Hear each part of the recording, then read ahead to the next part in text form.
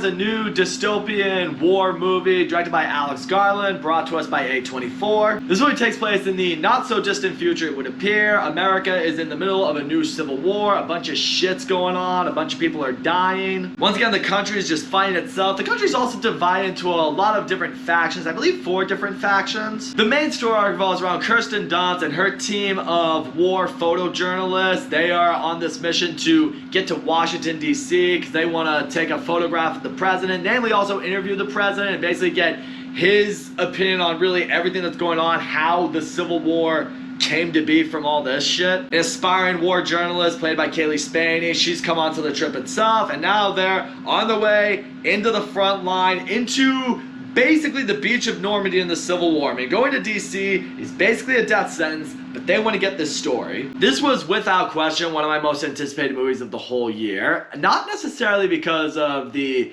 director or the cast, but the premise. I mean, unless you've been living under a rock or you stayed off of social media, if you've done the latter of those things, congratulations, because you've chosen a healthier lifestyle. But if you're like the 99% of Americans who have social media, you would see that it's pretty, well, the country's pretty divided right now. Everyone hates each other. Everyone's just going at each other's throats, namely over politics. And a movie like this has always given you the feeling like it's reality, or like the movie itself is going to become reality. Like we are on course for another civil war. And because we're getting a movie about the country being in a second civil war, I could not be very interested in that. Intimidated a little bit, sure, because it could be a little bit of a fortune teller, but I was very intrigued by this premise. And as a movie about a potential second civil war in the US, I think it does very well here. So getting into the cast in this movie, namely the main cast, which is like the core group that we focus on, I thought they all did well. Kirsten Dunst, it's really nice to see her back in something. I mean, I can't remember her being in anything since the Sam Raimi Spider-Man movies. I mean, she's probably been in a few other things here and there, but nothing I can recollect. But she does very well in this role as sort of the lead journalist here. You know, I like seeing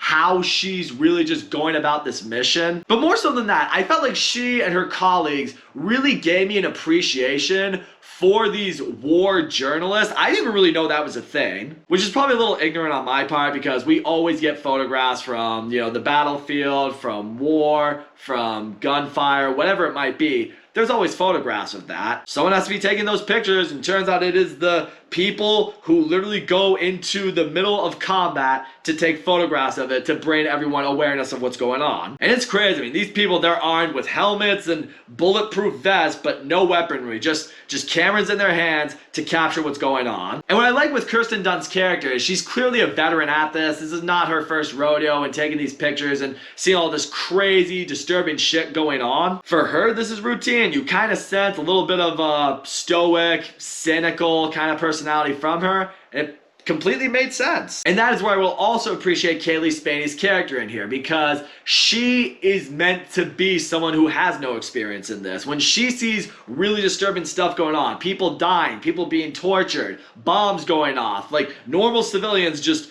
in war, it disturbs her. And that's why I gotta give her as an actor a lot of fucking credit, because there are moments where she is going through something that is horrible, that's awful, and she just completely breaks down crying, she's puking, she's having the reaction that a normal person who's not familiar with this lifestyle and this job and this career and war would react. But I do appreciate how her character develops as this movie goes along. I mean, there are moments throughout the movie where she gets a little more used to certain things, she understands more and more that a war is going on. You see her become more of a veteran behind the camera and a little more accustomed to war.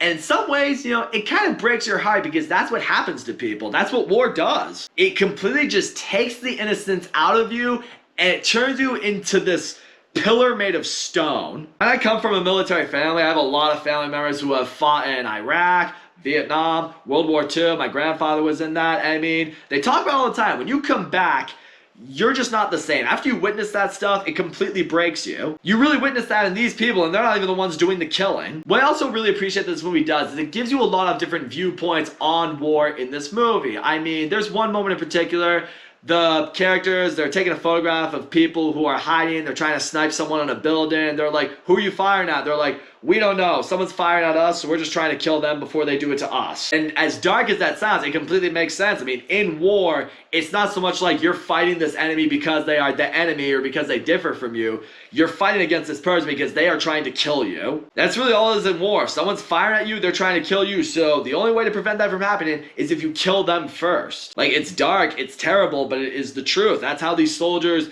get through it. That's how they try to survive. But I like to also see the other perspective of that, which is the civilian side. And in their case, in a lot of their cases anyway, they just try to pretend that everything's normal. And Kirsten Dunst, the other characters, they kind of talk among themselves like, oh yeah, my parents are back on a farm somewhere pretending none of this is happening. There's a scene in the trailer where they go into the clothing store and they talk to the girl that's working the front desk and she's all like, yeah, well, I mean, we know a war is going on, but we just try to stay out of it. It's like, yeah, that's just how some people cope through some things. Just pretending that nothing's going on, that nothing's happening. I will say this, from a war movie, if we're going to classify this as a war movie, is it as brutally graphic or violent as other war movies out there, like Saving Private Ryan or Hacksaw Ridge? Not exactly. I mean, people get shot, people get tortured, people get attacked brutally, but not so much in the sense in those movies did, where it's just very graphic imagery necessarily. This movie typically relies more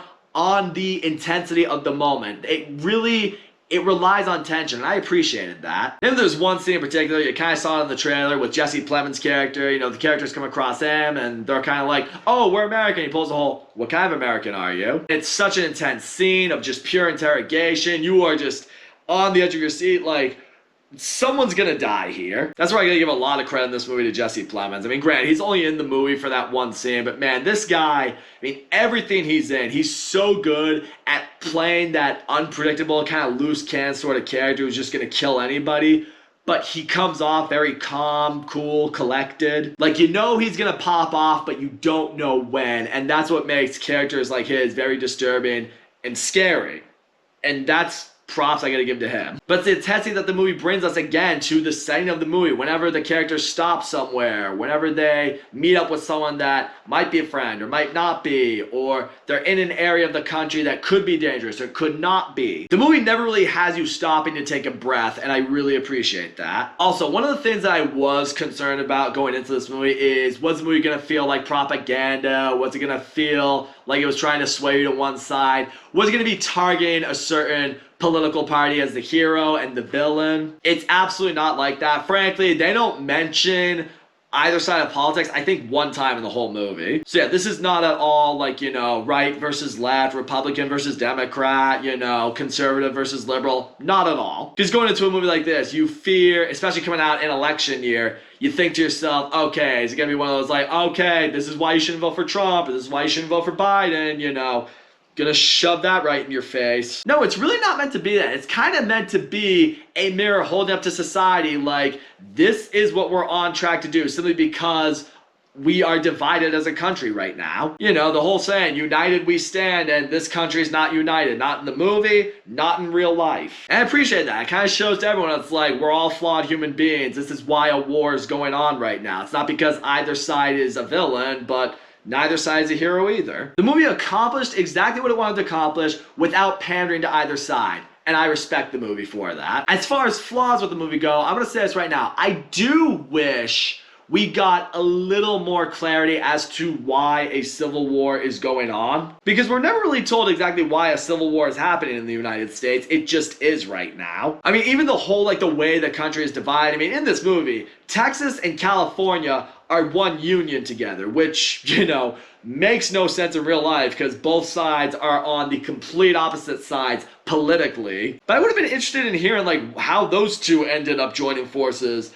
of all states. Not just that, why the country's divided into 4 different quadrants, really, you know, why one side's like this, why one side's like that, what's the goal of each side, really? I would have been interested, very interested, really, in delving more into why, you know, the alliances were what they were, why each state was on the side, what they were hoping to accomplish, really. We don't explore as much on that as I would have liked, and that was a little bit of a disappointment. Also, I know the ending is what's really going to divide some people. I mean, I've heard some people that like it, I've heard some people that really don't. Admittedly, is the ending very abrupt? Yes. Do I think that, for me, they should have explored more upon it? Yes. Like, the movie's been really building up to this moment, and everything's been leading to this, and then it just kind of ends. The case that you could make is like, well, it had to end this way because it's kind of alluding to what a character was talking about earlier in the movie, and that does make sense. But I don't know, seeing how this is something that was being built up for the entire movie, and it revolves around someone that didn't get as much screen time as I was kind of hoping we'd get screen time for. I don't know, I would have liked to have seen a bit more intense, a little bit drawn out of a conclusion that could have made the movie more and more intense, just feeling like, okay, it's all led to this, let's pay it off big time. It didn't really. So this is very much a case of like, you know, it's not really the destination that matters, it's the journey. That's what this type of movie is when it comes to the conclusion. But all in all, Civil War, it's a very effective movie. The cast does a really good job. I like seeing the development they do with certain characters, how one character ends up becoming very much like the others, you know, what war really does to you in that sense. Situationally wise, it's a very intense, very disturbing movie. There are so many moments that have you just on the edge of your seat. Also, real quick, I gotta address the sound mixing, the sound overall in this movie. Holy shit, it's fucking amazing. I mean, I saw this movie in IMAX, which I think is the best way to see this movie, and really any movie, but holy shit, when guns go off, when bombs go off, I mean, it just goes right through and it scares the ever-living shiznit out of you. Like, this movie's gonna be up for any Oscars. Sound needs to be in because holy shit, it was extremely effective in this movie. Just wow. I thought this movie very much avoided being propaganda. I love that it didn't cater to either side politically. It was just meant to be a mirror for the United States in general, saying like, hey, we're all shitty, we're all flawed, we're divided, this is what it's gonna come to. Would have liked to have known more about the history behind the Civil War in this movie, the reason why states are allied where they're allied. I wish the ending was dragged out a little bit more, like I said. But in the end, this movie was very well done. It was well executed. And I do feel like, I know A24 is typically not for the mainstream audience, but I do feel like this is the A24 movie that will get the mainstream audience more on board with it, which is good. I like seeing studios that make very well-made movies finally get the recognition they deserve. So that's all I gotta say, guys. Thank you so much for watching my video, and as always, don't forget to make comments, like, subscribe, and I will see you all next time.